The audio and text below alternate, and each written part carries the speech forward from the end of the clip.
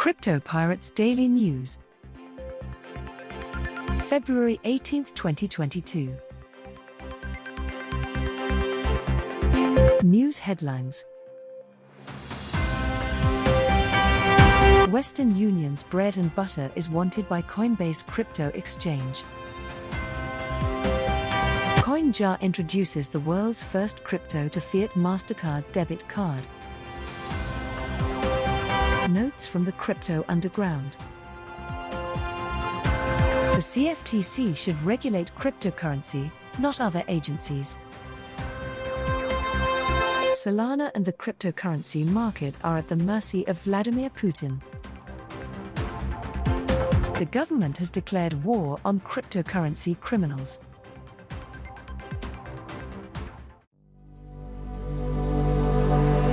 Western Union's bread and butter is wanted by Coinbase crypto exchange. Western Union's revenue is under attack by the Bitcoin exchange platform. It is a foreshadowing offensive. For many years, banks and major financial institutions have had a stranglehold on international money transfers. This stranglehold, which has been loosened slightly by financial and fintech startups such as Wise and World Remit, has allowed the companies to charge reasonable transaction fees. And, as predicted by the industry, all of this is about to come crashing down due to crypto firms. Coinbase, COIN, one of the most popular cryptocurrency exchanges, has announced that it is expanding into the remittances business, which is money that immigrants and expats send home to their families and/or friends. Western Union is a major player in this lucrative industry. The global remittance industry is expected to be worth $702 billion in 2020 and $1.23 trillion by 2030. Expats and immigrants can now choose from a number of operators to send money to friends and family back home. Depending on the amount to be sent, they can complete the transaction either online or in person. Transaction fees are calculated based on the amount sent and how quickly the sender wants the recipient to receive the funds. The recipient must have an identity document, the transaction tracking number, and sometimes the reason for the transaction in order to recover the money. Fees range from 0.4% to 7%. Coinbase claims to have created a low-cost cross-border money transfer service. The platform will begin a pilot in Mexico before expanding to other countries, most likely later this year. We acknowledge that this is a global problem. While we begin in Mexico, we will consider other regions where customers face similar challenges in the future. In a blog post, Shilpa Dar, Vice President of Product, and Mohith Alvi, Lead Product Manager for Payments, stated. They continued, "We want to make it quick and simple for users to send cryptocurrency to anyone in the world, and we want recipients to be able to participate in the crypto economy. We have only just begun." How does Coinbase's funds transfer service function? Customers use the Coinbase app to send cryptocurrency to Mexican recipients. According to the company, once the funds are sent, the recipient will receive a notification and will be able to immediately view their cryptocurrency balance in their Coinbase account. The recipient can then choose whether to cash out or keep the funds in their Coinbase account. According to the crypto exchange, it has partnered with 37,000 physical retail outlets and convenience stores throughout Mexico where customers can receive cash. Customers who wish to keep their funds on Coinbase can do so by converting and investing their balance in any of the cryptocurrencies supported by Coinbase. In this case, they can protect themselves against currency depreciation by purchasing USDC, a stablecoin tied to the US dollar, according to Coinbase. What is the Coinbase service price? Customers must pay transaction fees after the service is free through March.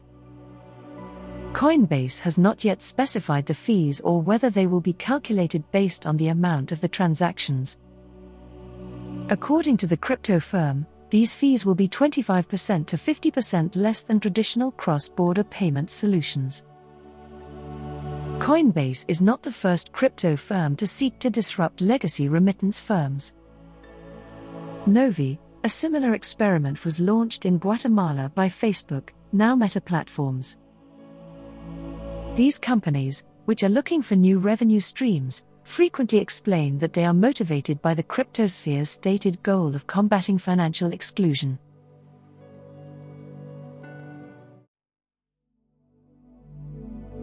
CoinJar introduces the world's first crypto-to-fiat MasterCard debit card. CoinJar, an Australian cryptocurrency trading platform, has launched a crypto-to-fiat MasterCard debit card powered by EML Payments of the United Kingdom. The card, which was announced Thursday, February 17, in a news release, is the first of its kind to be created by a cryptocurrency exchange registered with the United Kingdom's Financial Conduct Authority. CoinJar Card is the next step in our ambition to make cryptocurrency both accessible and helpful to everyone, every day, CoinJar CEO Asher Tan stated in a statement. The card enables users to make transactions everywhere MasterCard is accepted by automatically converting bitcoins to fiat currency. With a GBP native, cryptocurrency to fiat MasterCard that can be authorized and used in seconds, CoinJar Card represents a watershed moment for the United Kingdom's crypto ecosystem, the business stated. CoinJar's card, which is available as a digital and physical card with Google Pay integration, supports approximately 50 cryptocurrencies. The card is fee-free and offers a 1% conversion rate that is returned to clients through an in-house rewards program. CoinJar was founded in 2013 and has facilitated billions of dollars worth of transactions in Bitcoin, Ethereum, and other cryptocurrencies for over 500,000 customers in Australia and the United Kingdom, according to the announcement. The debut comes on the heels of last year's launch of a CoinJar MasterCard in Australia, which allows users to spend their cryptocurrency like cash. When users select a cryptocurrency to spend, the card immediately converts it to Australian dollars. As PYMNTS recently highlighted, payment processors and retailers have begun to view Bitcoin users as more than a fringe minority. According to our research, 16% of Americans have previously purchased or received cryptocurrency, while 29% intend to do so. 18%, or around 46 million people, of that group said they would use the digital tokens to pay for anything from shopping to travel.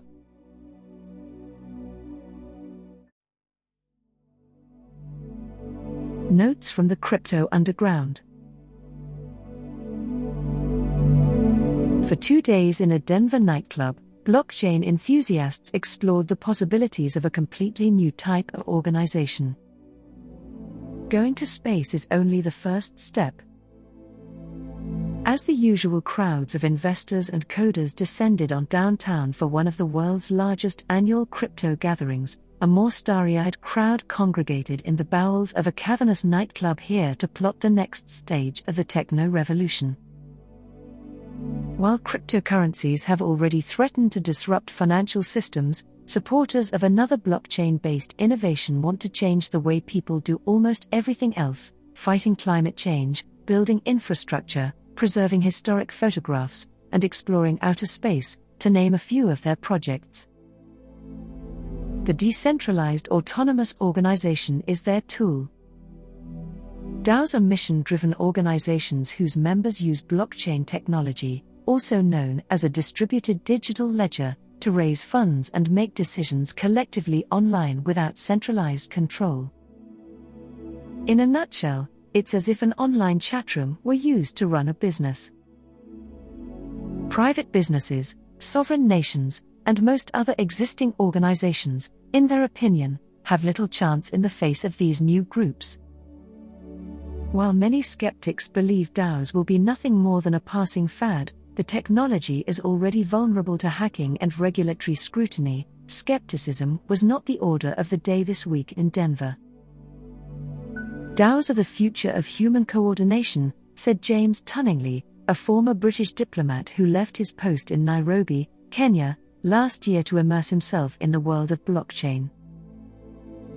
Tunningley was among the hundreds of visitors from all over the world who came to hear talks and party at Temple Night Club, the site of DoDenver, on Tuesday and Wednesday. The event was a satellite of ETHDenver 2022, a yearly gathering dedicated to Ethereum, the world's second-largest cryptocurrency network after Bitcoin. "It's such a showcase of what the future of society looks like," said DoDenver speaker Michael Healy, a former WikiLeaks volunteer who recently advised a project that used blockchain tokens to raise funds for the restoration of a disused rural road on the Indonesian island of Bali. "We're not reliant on the government to build things," said Healy, a long-haired British Singaporean who predicted DAOs would become the dominant infrastructure financing vehicles in the coming years. He explained that the tokens for the Bali project would simply allow funders to display their contributions online, similar to having their name on a museum wall.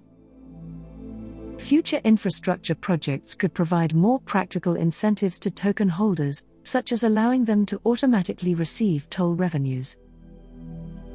DAO supporters argue that the groups have the potential to be more agile and create better incentives than existing institutions because the groups can automatically grant governance rights and other rewards to participants who complete desired tasks. Thousands of DAOs have been formed, and supporters expect their numbers to reach the millions, if not billions, in the near future. So far, they've generated a lot of buzz but little in the way of tangible results. Constitution DAO, a non-profit organization, gained international attention late last year when it raised tens of millions of dollars to purchase an original copy of the Constitution at auction. In the end, a hedge fund magnate outbid it. Another organization, City DAO, purchased land in Wyoming as part of its goal of creating a real-world community for its members.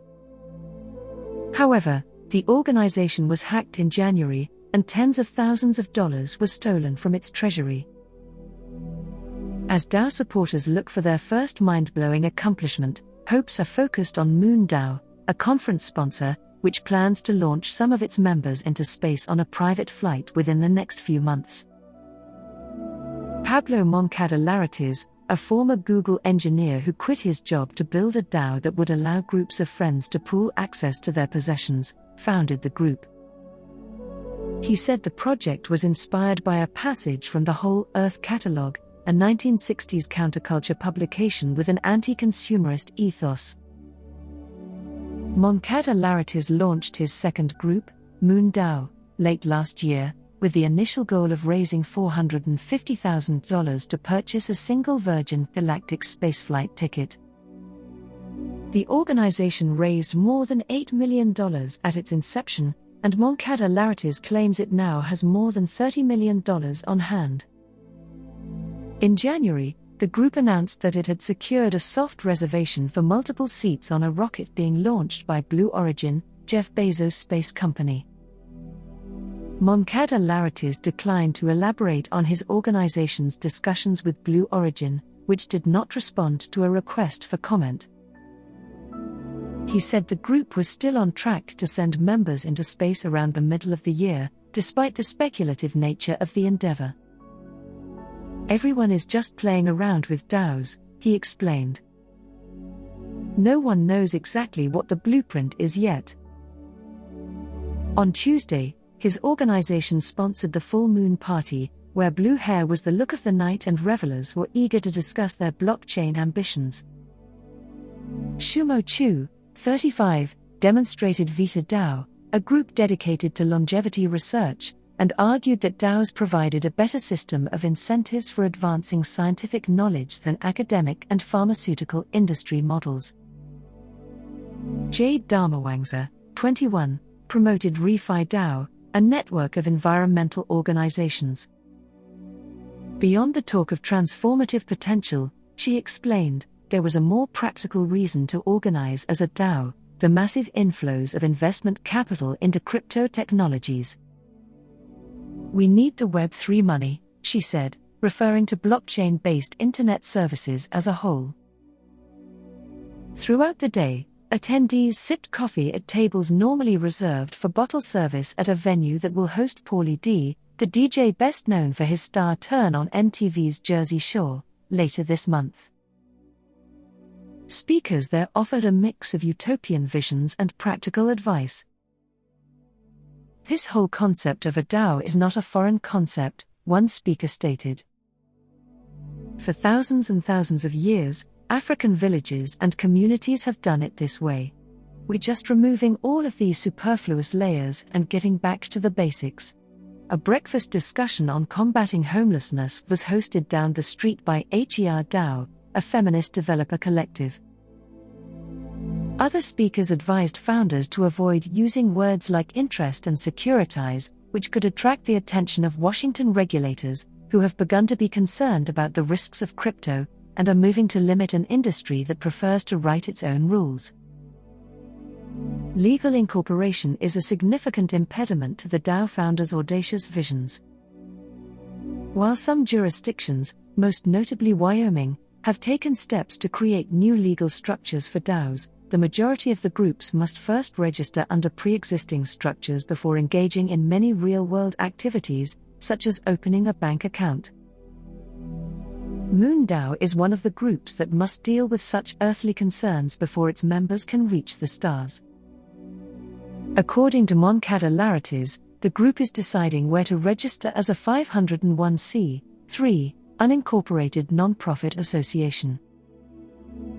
After its first spaceflight, he said, the group, which has rallied hundreds of experts and enthusiastic amateurs around space exploration, will focus on its long-term goal of establishing a self-sustaining lunar base, managed by robots and people.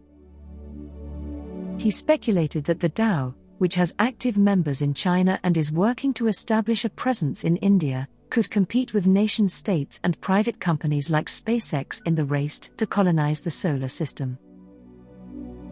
I realize how crazy this all sounds, he admitted. But it's been such a wild ride that I'm beginning to believe.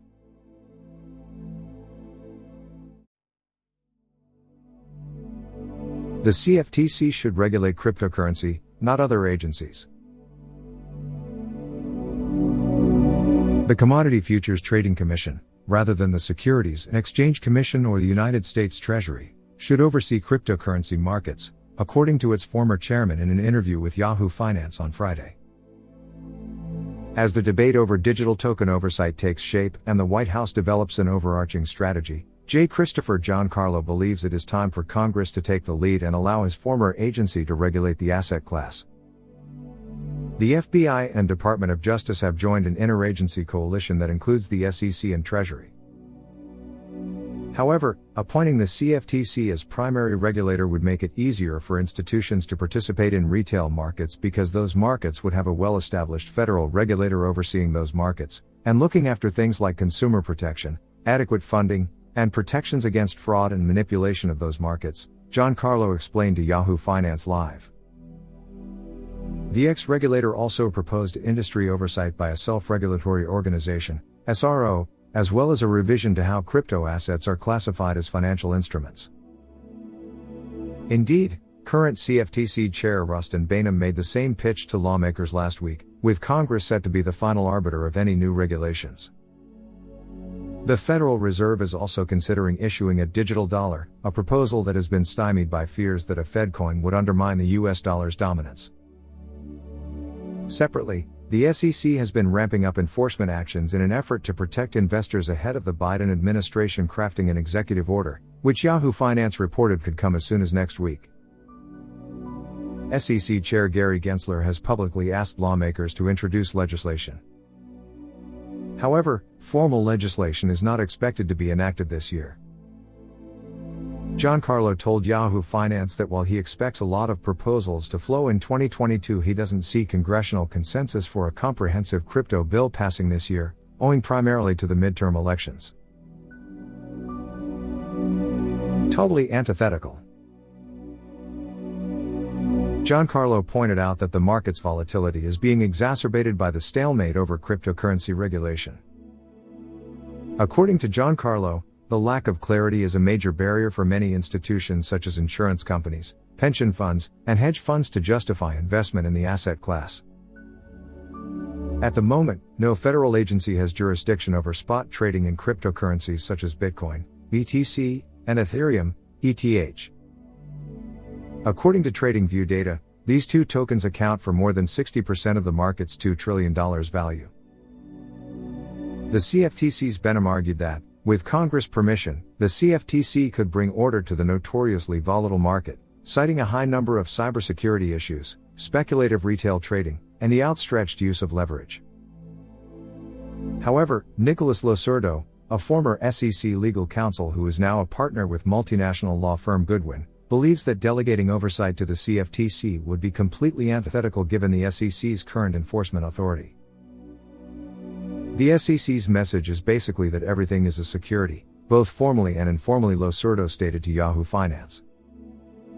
I just don't think the SEC will give up that territory, and even if Congress intervenes, I don't think they'll be out of the picture.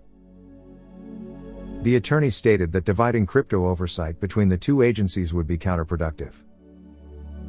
Meanwhile, for the CFTC to have the authority, it would have to infer that those assets are not securities, at the very least, Losurdo objected. This could also be interpreted as a retreat from the SEC's policy positions, which have resulted in penalties totaling hundreds of millions of dollars paid by players in this space, he added. In an effort to stay ahead of looming regulation, the industry has squandered money on lawmakers, with data from CryptoHead indicating that crypto lobbying has more than doubled in the last year, to around $5 million. According to the data, that figure could reach $15 million by the end of 2023.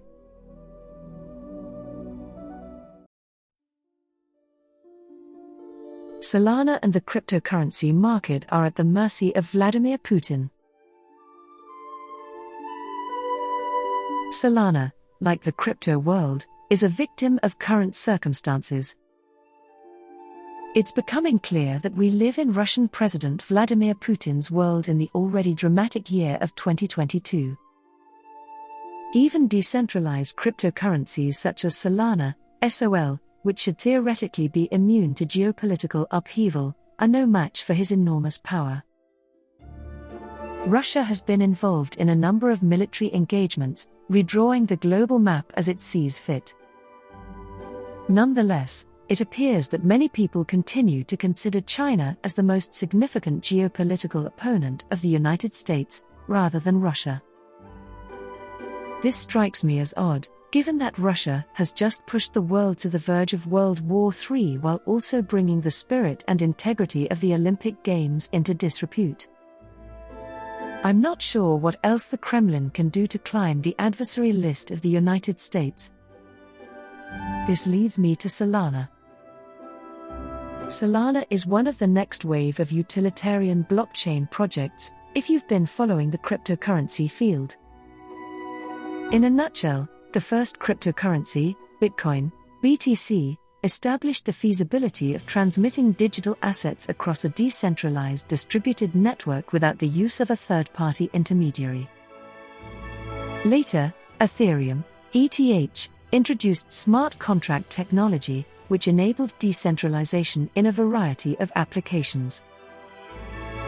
However, in both situations, these groundbreaking blockchain networks grew too large, cumbersome, and costly. That's where Solana and other comparable technologies came into their own, bringing speed, scale, and security, all while keeping transaction costs low. It was lovely until Putin came along. Putin discloses Solana's and crypto's economic reality. If you've been paying attention to global happenings in recent years, you'll know that Vladimir Putin has lofty goals.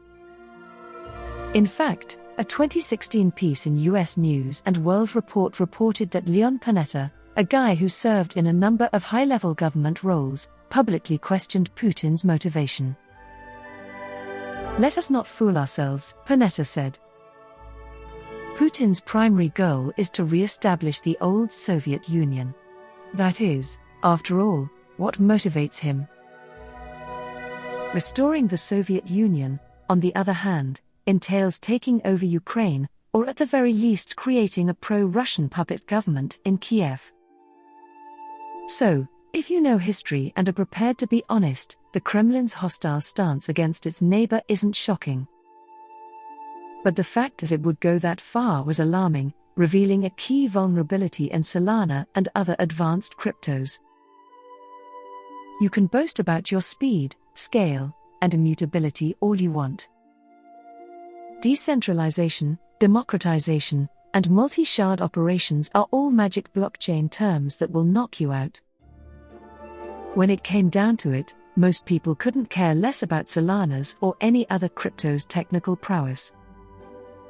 Instead, all eyes were on Putin, as I'm sure he would have preferred. Really, it's that simple. Putin orders troops to march towards the Ukrainian border, causing the whole capital markets, including cryptos, to tremble and eventually crash. Investors trembled as Russia's leader exercised his powers, centralization or no centralization. Is this, however, the case? In theory, a decentralized asset should be free of centralized rumblings. I understand why the dollar has been shaky as a result of the Ukraine conflict. The dollar is at the center of everything. Solana, however, it's an altcoin, and not the most popular one. Sol, though, trembled as the rest of the globe did. The same game under a different name. An arsonist set fire to the home of famed rocker Tom Petty several decades ago. He was understandably frightened by the incident, so he rebuilt his home with fireproof materials. On the surface, this should deter any arsonist from causing further damage to his home with fire. However, if the fire originated from within, I doubt it will help much. And this is the predicament in which Solana finds himself with regard to the war in Eastern Europe. On paper, its decentralized nature should shield it from the volatility associated with centralized assets that are linked to the global economy. When Putin roared, though, many people cashed out and fled across all financial classes. Putin exposed the street cred of Solana and kindred cryptos in the same way that he did the credibility of US foreign policy. They can talk a big game about decentralization and all that other nonsense. But, in the end, everything is governed by human emotions. And Putin is the ultimate puppeteer right now. Josh Enomoto had a long position in BTC and ETH as of the date of publication. The author's thoughts in this article are subject to the InvestorPlace.com publishing guidelines. Josh Enomoto, a former Sony Electronics senior business analyst, has assisted in the negotiation of large contracts with Fortune Global 500 corporations. He has provided unique, vital insights for the investing markets as well as other businesses such as legal, construction management, and healthcare during the last many years.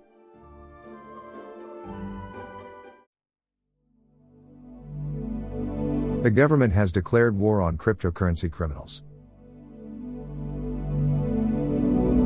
The Department of Justice has just established a new branch dedicated to digital currencies, which will combat crypto-related fraud. Cryptocurrency is a victim of its own success. After achieving unprecedented popularity and price peaks in 2021, digital currencies now appear to be at the center of authorities' concerns. This focus has just taken a giant leap ahead. The Department of Justice established a dedicated unit to combat crypto fraud. According to a news release from the Department of Justice, the National Cryptocurrency Enforcement Team will be managed by Yoon-Young Choi. According to the agency, Choi is a seasoned prosecutor who most recently served as senior counsel to the Deputy Attorney General. Her appointment is effective right now. With the rapid innovation of digital assets and distributed ledger technologies, we have seen an increase in their illicit use by criminals who exploit them to fuel cyberattacks, ransomware, and extortion schemes, traffic in narcotics, hacking tools, and illicit contraband online, commit thefts and scams, and launder the proceeds of their crimes, said Assistant Attorney General Kenneth A. Polite Jr. of the Justice Department's Criminal Division in a statement. The NCET will serve as the focal point for the department's efforts to combat the rise in criminality employing these technologies, he added. Crypto hacking is on the rise. The majority of big cryptocurrencies have recently traded lower.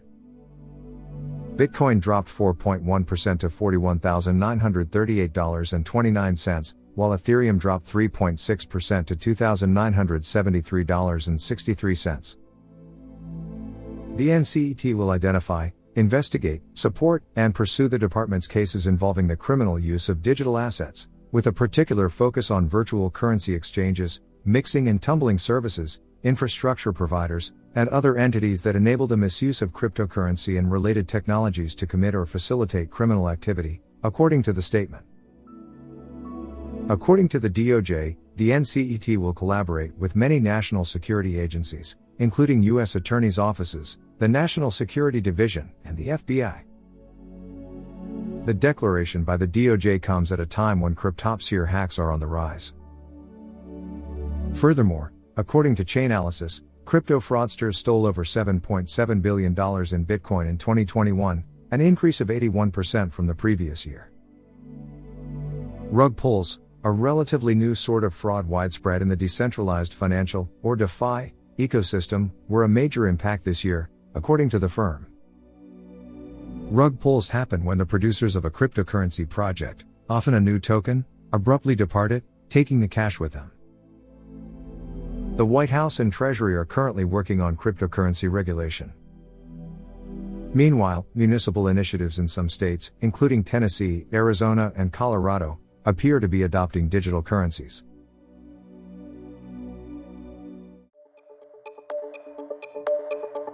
We hope you enjoyed watching and listening to this video. Please let us know your opinion in the comments area below. If you found our content useful, please like it and share it with your friends. Also, don't forget to subscribe to our channel and hit the notification bell for more crypto-related contents.